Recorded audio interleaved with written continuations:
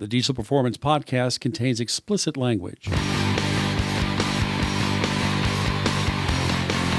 Thank you for joining us again. This is Paul Wilson. And I'm Danny Voss. And you're listening to the Diesel Performance Podcast. Some great previous shows here. Truck Buyer's Guide 2.0. A lot of stuff. Wow, that one is blown up, Danny. People actually cared what you had to say. I'll tell you, when you spend that much time in the industry, you have a lot of little pointers that you like to try to give people so they don't make the same mistakes as other people that I've seen. Absolutely. Absolutely. And then, of course, just last week, we finally got to publish 750 horsepower with $30,000, Duramax versus Power Stroke versus Cummins, the budget build episode. Great job, Danny. Great job. That was awesome. I had way too much fun with that episode, and I think I spent a little too much time on it as well. Yeah, I would say the book of Danny there on the Cummins build definitely blew Tim and Nick away. They really did. We're not expecting you to be that well prepared. You know, after doing that show, I really wanted to do that to that truck. Yeah. Oh, my God. Well, you did go out and waste somebody's time looking at it and trying to sell a truck you didn't own, so I really appreciate those things. That always makes me smile. I did that for our listeners. That's right, for the listeners. This week, I am really excited. We can finally introduce Mr. Jones, KJ, from the editor of Diesel Power. How's it going today, sir? Going well, Paul. Everything is good on this side. I'm out in, not too sunny today, California, but I'm in California and very happy to be with you guys. We always start our guest off with the number one question. How did you get your start in diesel? It's an interesting question. I guess I'm still working on becoming a quote-unquote diesel guy, but I guess the start dates back to being a kid, and being interested in trucks and big trucks. My uncle was an independent truck driver, and my best friend's dad also is an independent truck driver, so being around their rigs and the trucking industry and business, at one point I aspired to do the same thing, actually. So, with what motivated those rigs, the Cats and, the Cummins engines, the bigger Cummins engines and stuff, it's like, well, it's a pretty cool power plant, and it really moves it is capable of moving a lot of weight. So I had that interest there. That's kind of my start, but I guess the official start as an owner and really being involved with it is just as recent as 2005. That's when I got my first diesel pickup. It's the pickup I currently own. So that's what dropped me in with both feet. What is it? Yeah, 05 Cummins or Duramax? No, it's a 95. It's a 95 Ford F350 with a 7.3. Oh, you're in Paul's world. You guys are like brothers for another mother. Okay, mine was extended cab, long bed, gear jammer. What do you have? Mine is the opposite end of the spectrum. It's a crew cab, dually, automatic, and it's beat on. I can't go there. I bought it from the original owner in 2005 with 86,000 original miles on it, and documentation for every oil change, battery, injector service, whatever have you. It's just really a cream puff of a truck that I got, on what's considered a killer deal and all that kind of thing. And then it took owning or buying that truck for me to find out or learn that, oh my gosh, dude, this is something, you just keep this thing, they run forever. I wasn't even aware of the 7.3 Power Stroke being, such a workhorse and an unstoppable engine until I actually got one. But my truck is, it's really clean. It's kind of rough to talk about your own stuff like that, but it's nice. A lot of people like it, let's put it that way. A lot of people ask me, do I want to sell it? Well, you should enter it in the Diesel Power Challenge. It would be neat, but I don't know if, as Diesel Power Challenge goes, the 7.3 would have to have a lot more done to it to keep up with, what the engines and stuff that people are bringing to that table. It would basically be a huge investment, I think, to make a 7.3 liter Ford, competitive, if you will, in the Diesel Power Challenge. Was there a time for the challenge that 7.3s were competitive, or I guess I don't know the whole history. Can you give us a little bit of a background on the Diesel Power Challenge itself? Well, I'm not immersed in the history because I've only been with Diesel Power for going on 3 years now. But yes, I believe at one point there was 7.3 4.73-liter Fords involved with Diesel Power Challenge, and their level of competitiveness, I'm not familiar with, like, XYZ did this with a 7.3. Gotcha. I don't know that, But Okay. as time goes on, of course they had their place and their time, and that was the engine to have, and Diesel Power Challenge was going on, so sure, it was competitive. Gotcha. Okay. Well, as soon as we get back from a quick commercial break, we're going to ask you more about what you do on your side to prepare for that challenge getting started every year. Hi, this is Nick with Calibrated Power Solutions. We're breaking new ground in the turbocharger market with our Stealth series. The Stealth 64 is a perfect replacement for any stock turbocharger on any year Duramax. The 64mm compressor wheel adds at least 80 rear wheel horsepower on a stock fuel system while maintaining stock drivability and excellent spool up. The Stealth 64 also helps maintain lower EGTs under heavy loads, especially useful for you guys pulling. If you're looking to upgrade or replace your stock turbocharger, check out the Stealth 64. Perfect balance between power and drivability in a drop-in, stock-appearing turbocharger. For more information, check out DuramaxTuner.com or give us a call at the office at 815-568-7920. And All right. we're back. And we're back, absolutely. So I had said that we're going to ask you more about the preparation, and we've interviewed a lot of racers and a lot of sled pullers and a lot of guys who are in competition. They always say the number one thing for preparation is focus. They like to clear their mind. They like to repeat what they do every single time they come up to the line to compete. But for you guys putting on the challenge, that can't be the same thing. So what do you have to do to prepare for the Diesel Power Challenge every year? Well, Diesel Power Challenge, this was my second. This year's event was my second, and my first really jumped on me right after I got the job as editor of Diesel Power. So this was really my first year of being, I guess, fully immersed with Diesel Power Challenge and kind of, making it our group's own under my direction. And preparation for this year's event started pretty much the day we got back from Denver after Diesel Power Challenge 2015. There are a lot of logistics that I guess, people that read the magazine aren't familiar with, and even the competitors aren't familiar with, but a lot goes into getting that event together from a logistics and equipment standpoint, just, making sure that we have our same alliances with the hotel, our host hotel that we've had for many years, and Adams County Fairgrounds, where we have the sled pull, and the great people at Vandermeer Speedway who've worked with us for so long.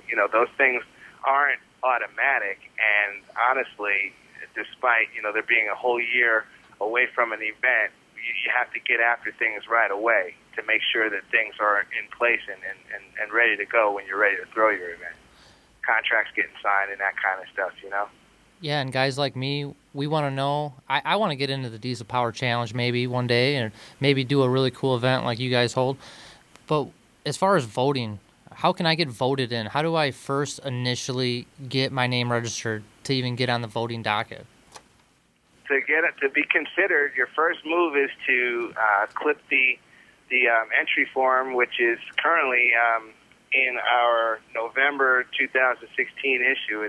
Our November 2016 issue is our quote-unquote Diesel Power Challenge issue. It's a recap of the event itself, and the last page of that story, of that coverage, is the 2017 Diesel Power Challenge entry form.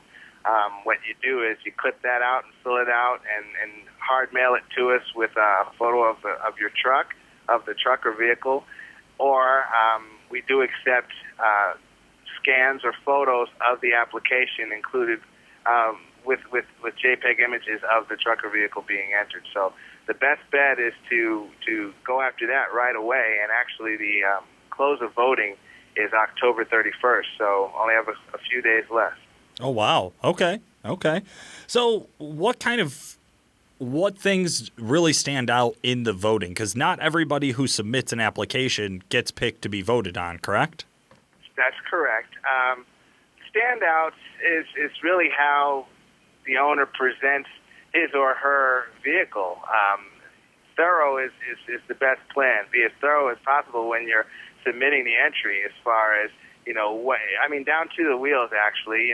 Of course, the turbos and the fuel system and the differential gears and the transmission and all of the extensive hard parts, that help performance, but also, whatever not so critical information, so that when we look at the photo, we can really analyze the truck or the vehicle. I say the vehicle because I mean at some point maybe there'll be someone with a car with a diesel in it that can enter Diesel Power Challenge. I mean I'd say that very loosely, but it is Diesel Power Challenge, so it is a vehicle thing / it really is it has been over years a truck thing. But anyway, just making sure that you're as detailed as possible in your presentation of information and a good clear photo so that we can take a look at everything and say, what, this represents the type of truck that Diesel Power Magazine kind of covers and the owner and the modifications and stuff, and then we go from there. Can we get Nathan Mueller in the Diesel Power Challenge with his Duramax Camaro? Is that what you're saying? Can we get the Duramax Camaro in the Diesel Power Challenge? I'm sure he'd take the trunk lid off so he could sled pull. Oh, he would do that. I know he's got a tow hook on it.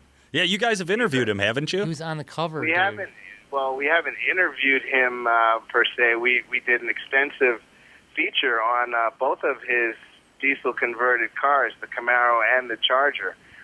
So the cover of our August 2016 issue, our August 2016 issue, featured both of his vehicles on the cover of the magazine, and that's somewhat of a landmark move.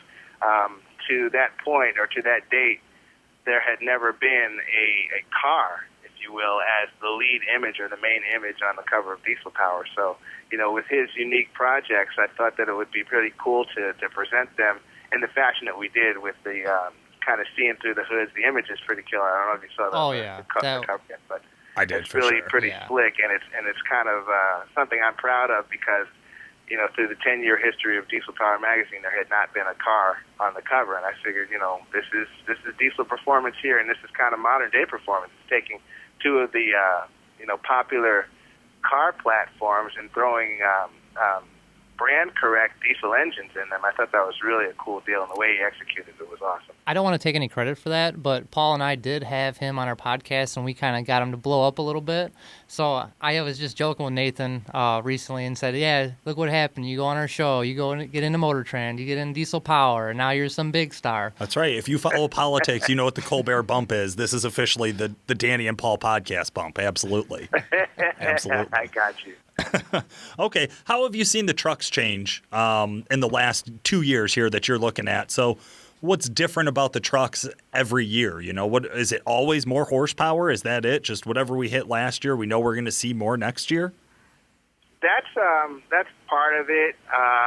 The horsepower, the torque, of course, and just the setups. There's last year we had Jared Rice, who was a dually in the competition. This year, no dualies. This year, all four-wheel, no two-wheel trucks. It's kind of a really broad dynamic that way as far as how things change in the 2 years that I've seen. Gotcha. Okay.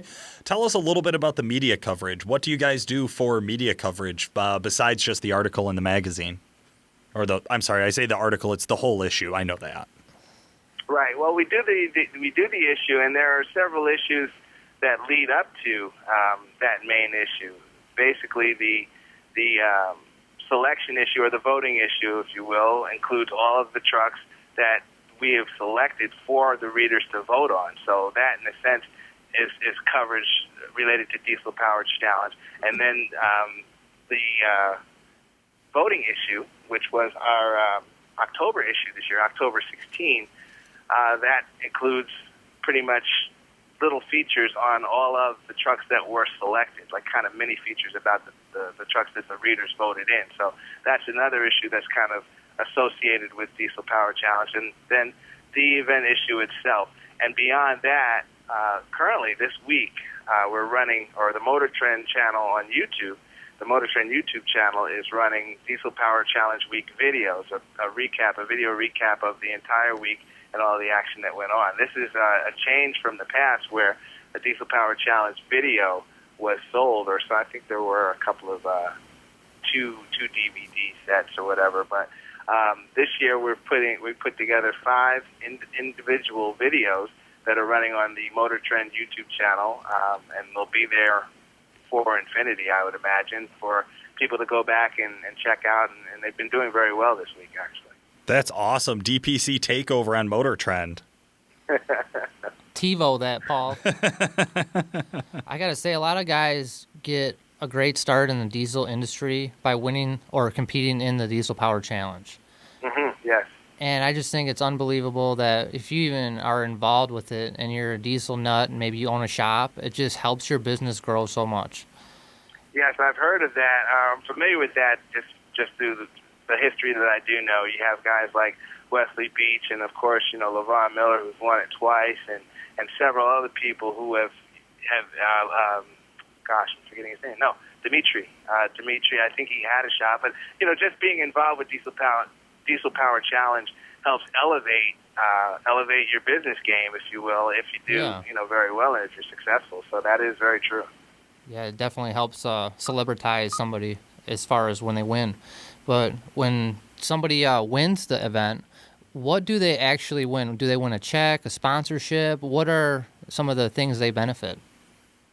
The benefit of winning is I would say among your peers in the industry and in the hobby, you're definitely looked up to. From us, from Diesel Power, you win a really big trophy. It's a cup. It's a very big cup. It's a nice silver cup. That beyond that, there's no no monetary reward from Diesel Power. Excuse me. There's a very big banner that people hang up in their shop and garage and such, but there's no monetary reward from it. It's really, at the end of the day, a big pride thing. If you can do well at Diesel Power Challenge and come in and knock down 9 competitive, contemporary competitors, if you will, someone in your same group or supposedly are coming in at your same level and beat them, that says a lot about, what you've done as far as building a truck and putting together a good program that can win. Absolutely, yeah. Fuck money, Danny. It's about fame. I love it. Okay. One thing that's impacted everybody in the diesel industry over the last few years here has been the EPA. What kind of changes have you seen due to the new EPA restrictions? Well, we haven't implemented any changes across Diesel Power Challenge based on the EPA. We're concerned about the things that we see are happening and the things that I anticipate could happen, throughout across the industry. It's a big concern because at the end of the day, guys, you have to understand, even for you, it's our livelihood, and there's only so much, skirting, if you will, the directives of government that we can do without being, penalized heavily or whatever have you. So with Diesel Power Challenge, thus far we have not made any type of changes that address or centered on EPA or components on a truck that can or cannot be there or anything like that. That unfortunately became a very confused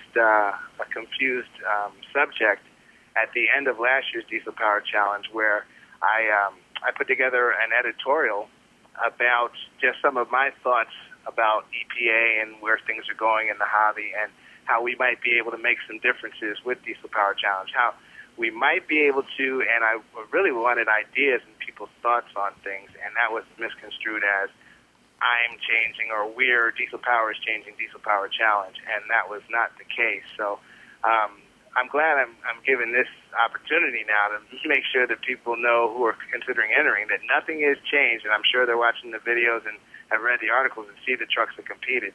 We haven't changed anything, and right now I'm just interested in finding ways to maybe, keep Diesel Power Challenge what it is and continue on, but also maybe sidebar into exploring clean diesel performance in some way that it can be, again, as a sidebar or maybe even a separate event. Make that competitive. Follow what I'm saying? I do, absolutely. We had a similar situation.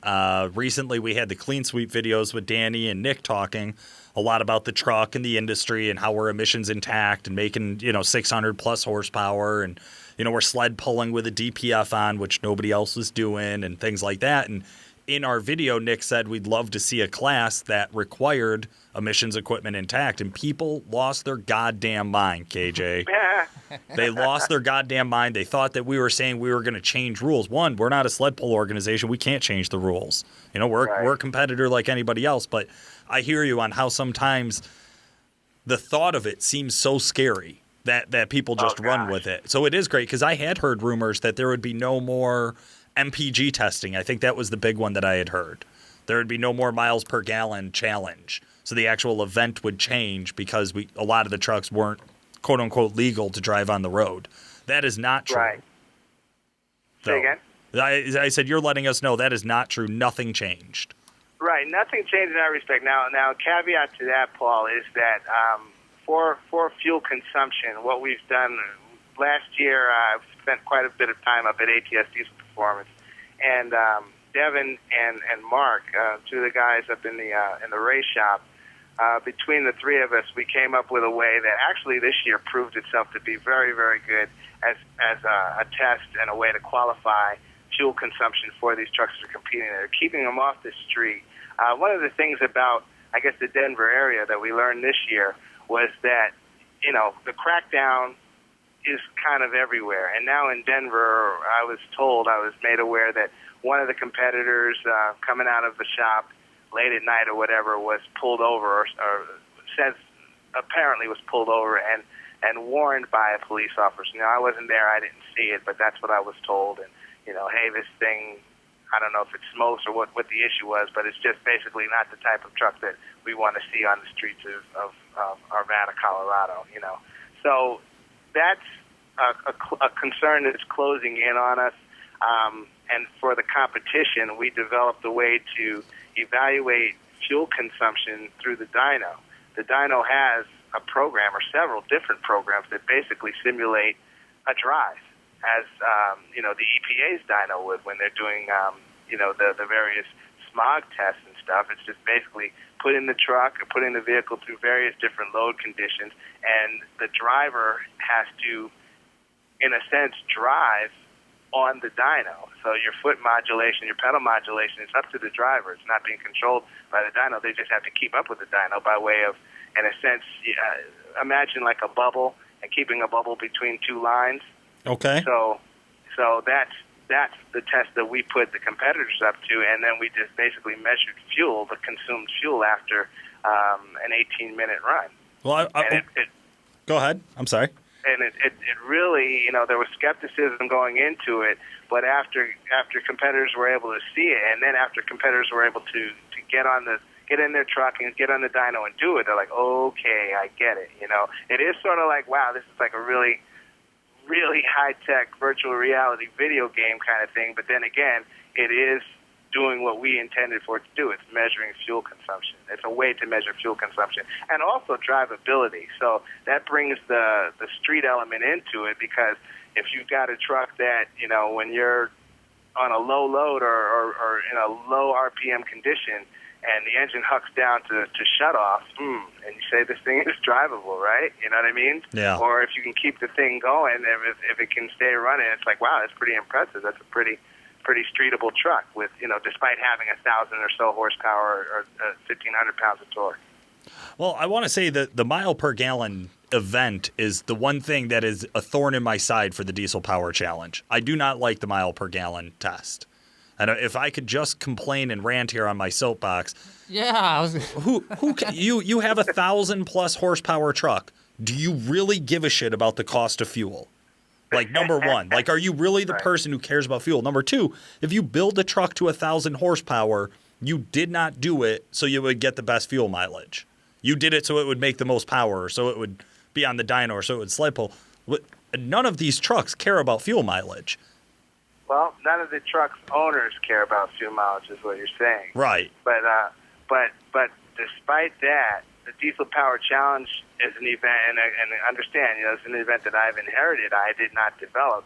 The Diesel Power Challenge, as I understand it, is an event to measure, you know, the ability, the overall ability of what we consider, you know, a real world truck, a registered insured truck that drives on the street, that a guy goes to Home Depot and picks up lumber with, or then, you know, goes in and hooks up to a sled and pulls it, etc. You know, one of those deals where it's a good enthusiast vehicle versus you know, the full-on race vehicle or a full-on sled puller or something like that.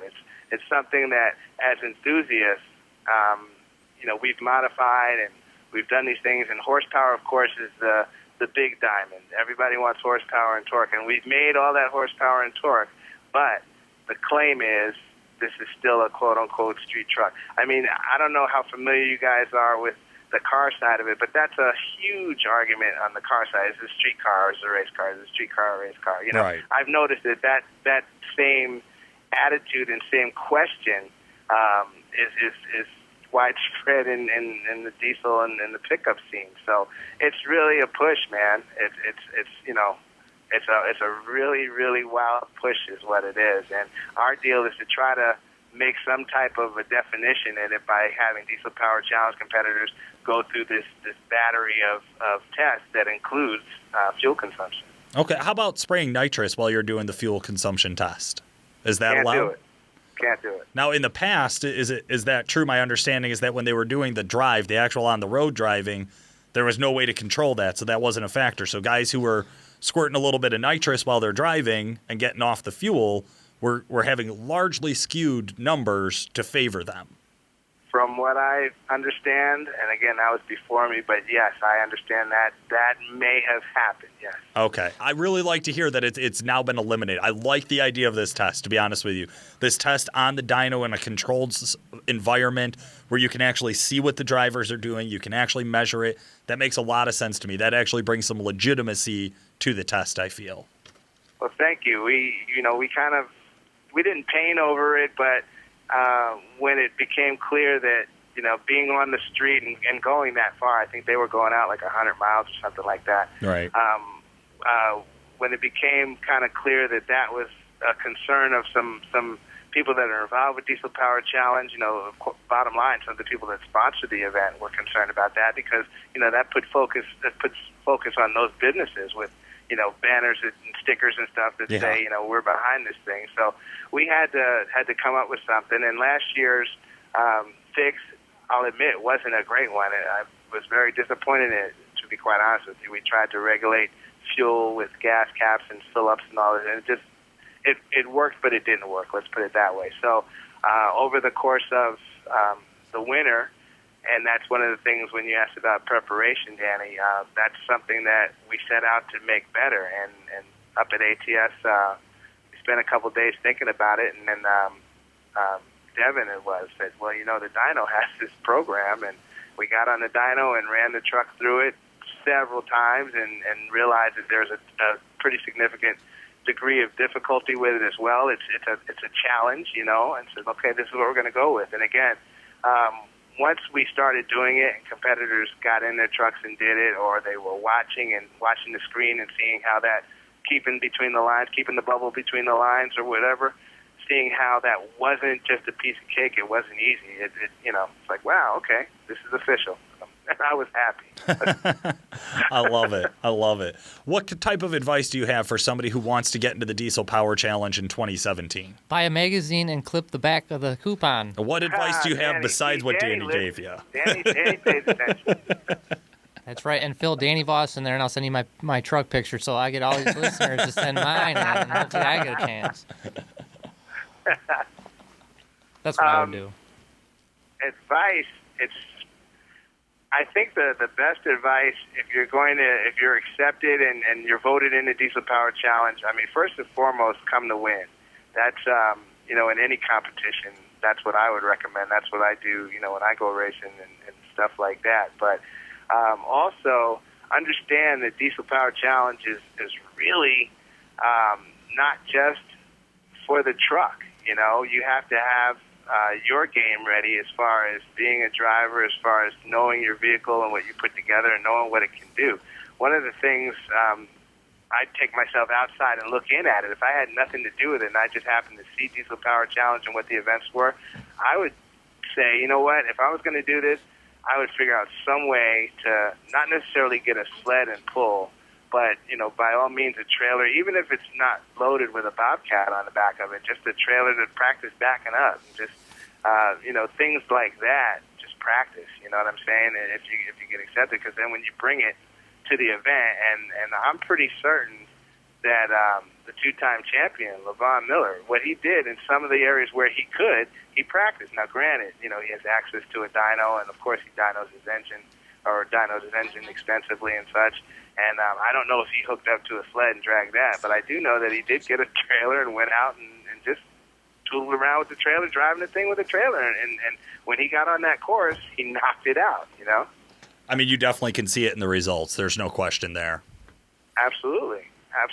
So practice would be, if you can, and as you can, practice would be my biggest advice. And also just know that it's a collective evaluation. So a lot of people, I think this is as history goes on, even before I got on with Diesel Power, a lot of people look at the dyno.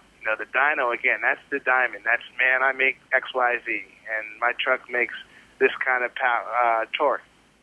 That's fine. That's beautiful. I enjoy it. I love big steam, man. That's always been my thing. But you have to look at the big picture and how that piece of the competition just garners you points. And your objective is to garner the most points by way of all of the events in the competition. So keep that focus and not just be about the dyno and how well you do on the dyno. And I think just that more of an open mindset will help somebody do well in the Diesel Power Challenge. Excellent. Well, that's great advice. And speaking of advice, let's take a second to get some from Calibrated Power. Pardon the interruption. This is Nick with Calibrated Power Solutions. If you can appreciate the kind of advice that Paul and Danny are giving our listeners on this episode and would appreciate that kind of personalized advice, I would encourage you to check out calibratedpower.com and DuramaxTuner.com, where you can get a hold of our guys and get that kind of personal attention 5 days a week, 8 hours a day. 815-568-7920. Back to the podcast. KJ, we're back, and I want to talk to you a little bit more about Diesel Power Magazine. So you had mentioned that you've been there for about 2 years. You took over the reins just a little while ago. Tell us how you got started with the magazine. Well, I got started with the magazine. I guess it's one of those deals where, how your parents say things to you, and, you're like, yeah, okay. Yeah, right, cool. I got you. I got it, right. Well, long ago, one of the things my dad implored and all of us was, you never know who's watching you. You never know who's watching what you do. You never know who's looking at you, that kind of thing. And for 10 years, I worked with a Mustang magazine within the 10 group, 5.0 Mustang and Superfords magazine. I was a senior tech editor, and that magazine was closed. And when the magazine closed down, I was rolled into one of the company's Mustang magazines that survived the cut, if you will. And fine, I have a job, and I was very thankful for that. But while doing that, in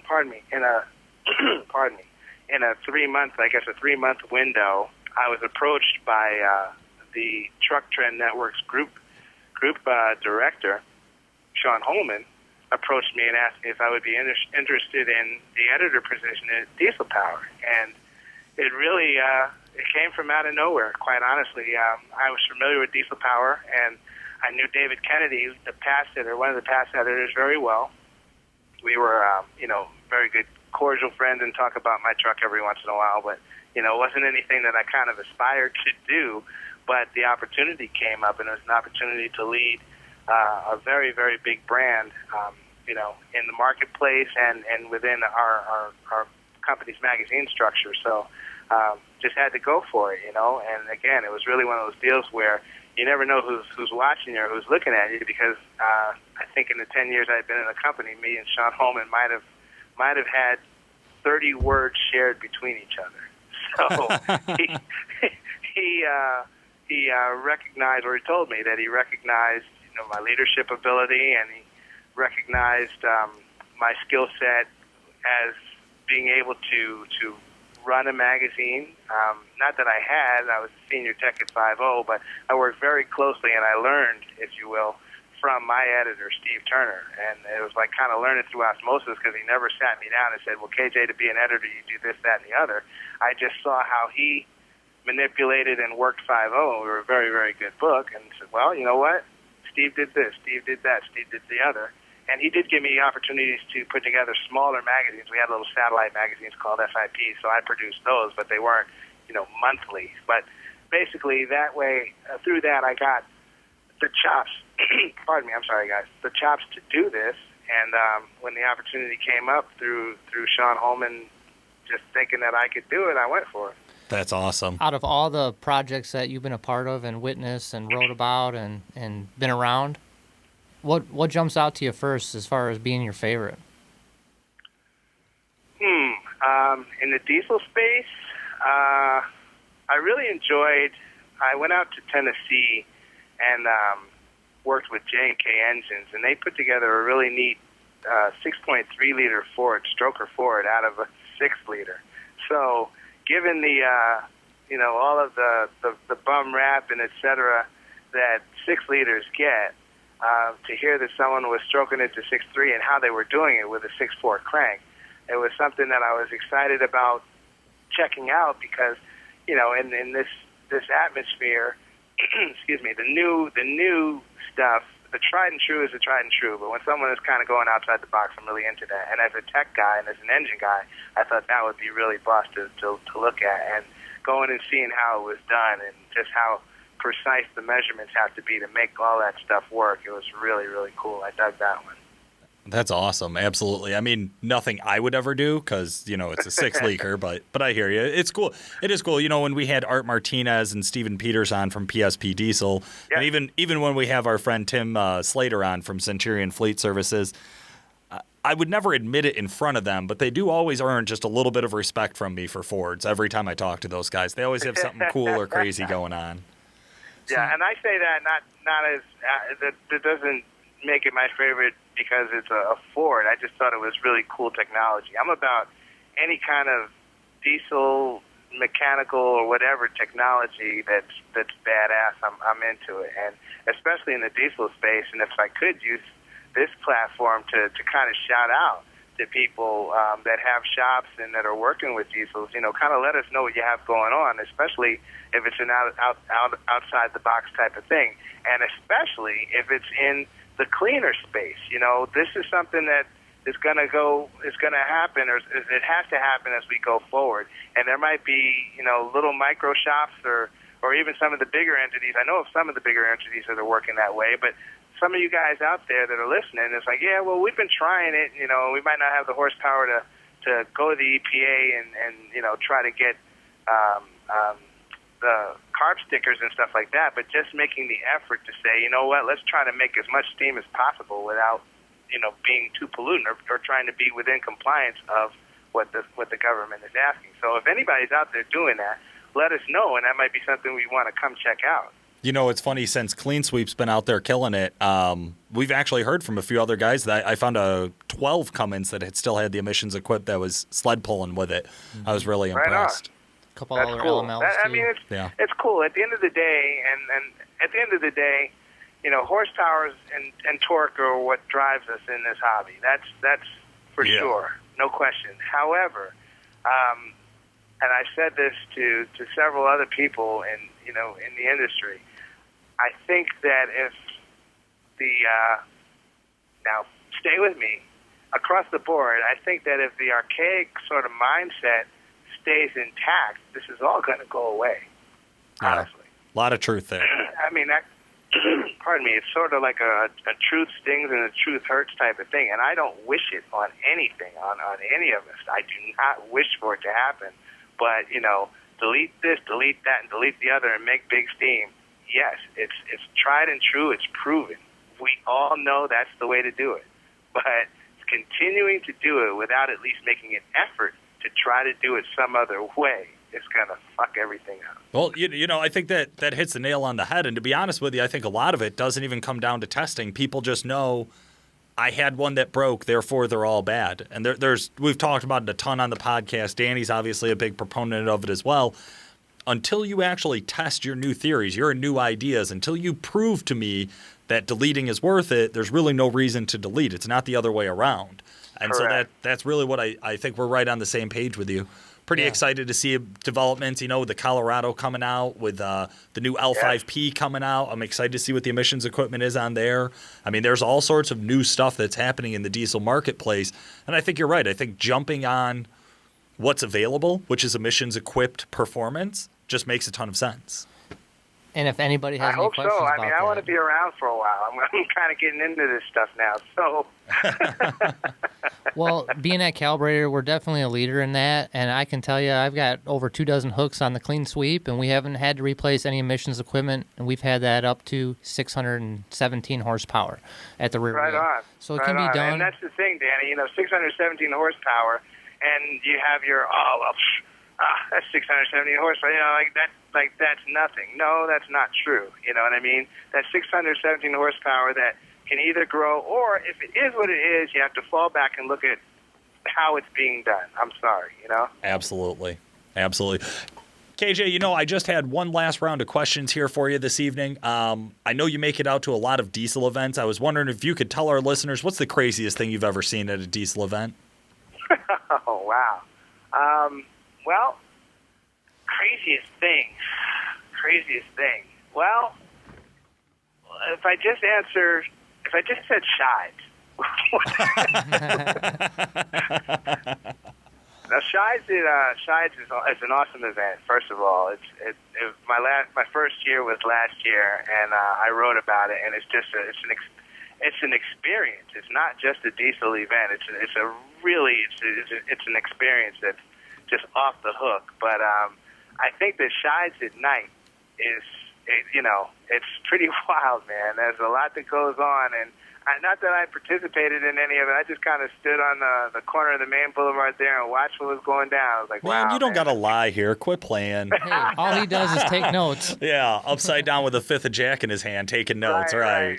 Right. People go for it at that one. So, I mean, the craziest, that would be it. I guess there's nothing really on track that jumps on me or on the sled pull area or anything that jumps on me as far as being crazy. But, just I guess some of the fun and the activities of the diesel enthusiasts around these events, that can get pretty interesting. It's pretty wild. It's a good group of guys. Of guys. Yeah, guys and honestly, guys and ladies. One of the things that surprised me was the involvement and the true hardcore enthusiasm that the women have. Be it with their boyfriends or their husbands or whatever have you, or just on their own. Going to like the Rudy's event or some of the events I've been to where the girls are coming in their own, I would perceive to be their own trucks, they've got pink on them and all that kind of thing, and the trucks are nice, man, and they're representing, with their own rigs, and it's like, man, that's pretty cool. It's across the board, Absolutely, yeah. Pinky, Casey Hutton, April Browning, Katie Pajeska, Kelsey Epp, who was in Diesel Kelsey Power Epp. Challenge. Kelsey's a big-time diesel girl, and she's doing her thing. Oh, Absolutely. Yeah. All them ladies out there killing it. Even Mike Graves' wife does a bunch of the drag racing up there. Well, he says he's going to finally take her out of the driver's seat so he can try to get a good time in there, but we'll see. Right on. KJ, I really appreciate you joining us today. It's been such a blast to find out so much more inside information about Diesel Power Challenge and Diesel Power Magazine. You had mentioned people reaching out to you if they had some cool projects. If somebody does want to get a hold of you, what's the best way for them to reach you? The best way to get me is through email. The Diesel Power at enthusiastnetwork.com.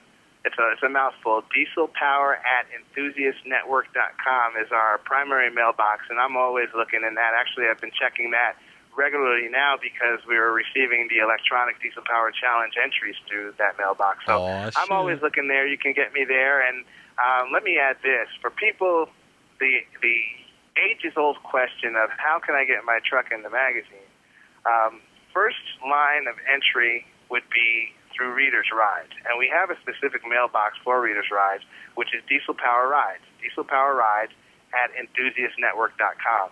Best bet is to submit small write-up or look at the magazine and see how that information is presented. Just do the same thing about your truck and include a couple of good photos. And that's usually the best entry point for getting in the Diesel Power Challenge. And from there, we have selected trucks that have been in the Reader's Rides that have grown into features. So it's not a place where, okay, I'll just get it in this little one shot of the truck and so a blurb of information. People have evolved into features from Reader's Rides. I don't think that's not possible. So pretty much step one, if you want to get involved with Diesel Power Magazine or Diesel Power Challenge, get off your lazy ass and go buy a copy of Diesel Power Magazine. Absolutely. I love it. That's just sage advice. Absolutely. I feel like Go that's out there 101. and buy the Everybody's November supposed to have issue, that, be yeah. specific. By the November issue. I love it. KJ, thanks again for joining us, man. We had a blast. I really appreciate it. Thank you guys. Paul and Danny, it's been great, man. Thank you very much. I appreciate your time and letting me on. Not a problem. This has been Paul Wilson. And I'm Danny Voss. Thanks for listening. Calibrated Power Solutions, a leading North American developer of clean diesel power and home of DuramaxTuner.com, is the proud sponsor of the Diesel Performance Podcast. Calibrated Power develops emissions-equipped tunes for a wide variety of diesel powertrains, including the Duramax, Cummins, Jeep, John Deere, and many more. For more information and the best customer service in the industry, check out calibratedpower.com or call 815-568-7920. That's 815-568-7920. To reach out to the Diesel Performance Podcast, send us a message through Facebook or email Paul at DuramaxTuner.com or Danny at DuramaxTuner.com. That's right. If you follow politics, you know what the Colbert bump is. This is officially the Danny and Paul podcast bump. Absolutely. Absolutely. I got you.